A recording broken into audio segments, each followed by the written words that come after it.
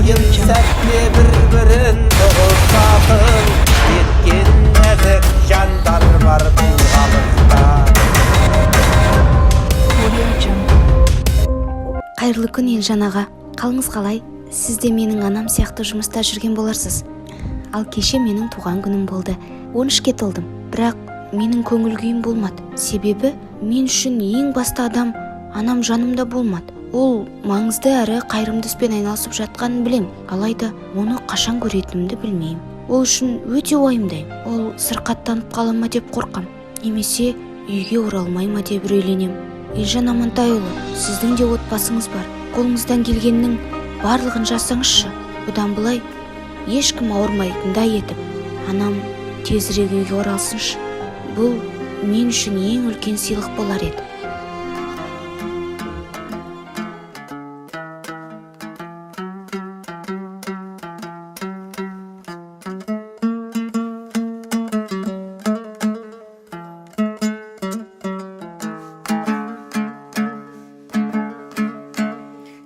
Тигізбеді зиянын вирус кімге, шынымен басында күймішкіл үлкендерше мәселе шешейін деп кішкентай қыз хат жазды министрге.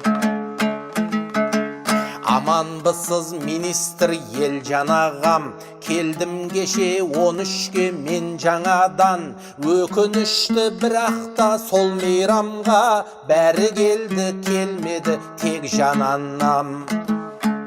Түсінемін қызметі ең бағалы, дәрігер ол беретін елге дәрі. Қаншама түн мен үйде жалғыз қалдым, қаншама күн ол үйге келмеді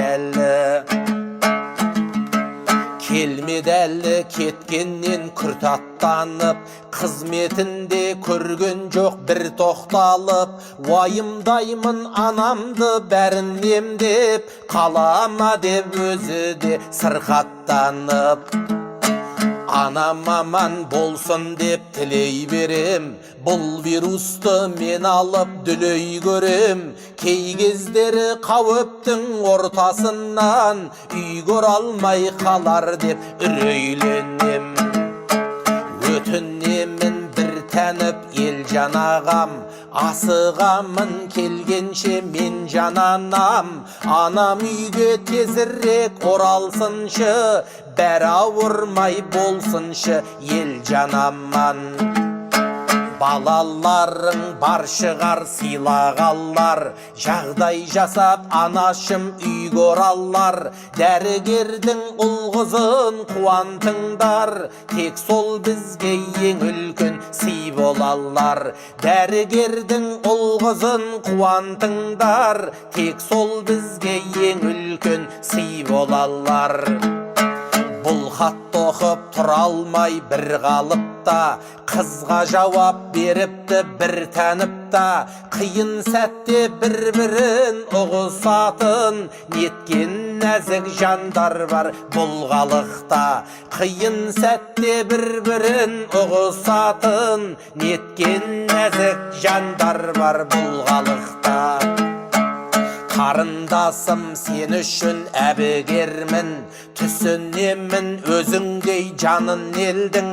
Шынымды айтсам бір кезде мен де сендей кіп-кішкентай баласым дәрігердің.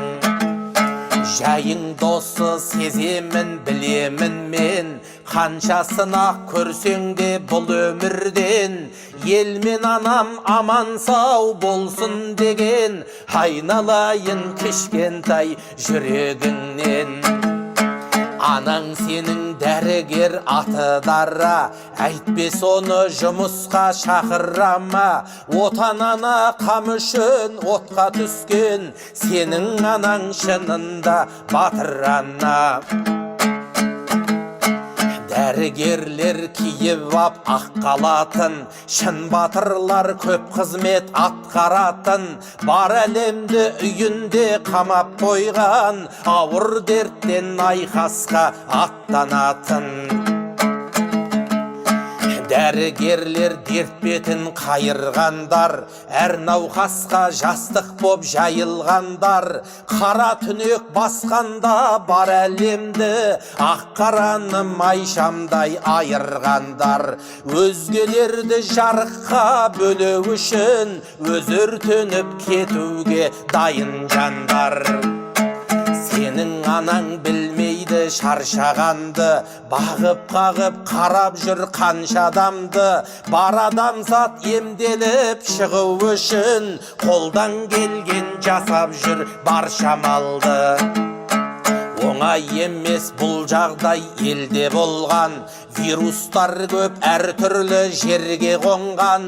Үйден шықпай қолыңды жиірек жу, қорғау үшін еліңді сенде қорған. Үйден шықпай қолыңды жиірек жу, қорғау үшін еліңді сенде қорған. Басқалардан анаңның ісі ауырма, сенде сонда берілме құсамыңға. Анаң үйге қайтады, Алла жазса, бұл аурудың шешерміз тұсауында. Әлі талай жүресің күліп ойнап, анашыңның ып-ыстық құшағында. Деп министр шынайы жұбатқанда, жауап тапты қыз барлық сұрақтарға. Анасын ол ерекше мақтан етті, біраз уақыт жүрсе де жырақтарда. Түсінді қыз дәрігер нағыз батыр, бұдан биік бұл күнде мұрат бар ма? Бір танып кішкентай қызда елде, бір тән бір жан боп кетер сынақтарда. Аздап сабыр ет алсақ бәр оңалар, түннен кейін жетерміз шуақтанға. Бәр өтеді сұраймыз жаратқаннан, сәбилерді кішкентай жылатпалла. Бәр өтеді сұраймыз жаратқаннан, көк байрағын қазақтың құлатпалла. Бәр өтеді сұраймыз жаратқаннан, көк байрағын қазақтың құлатпалла.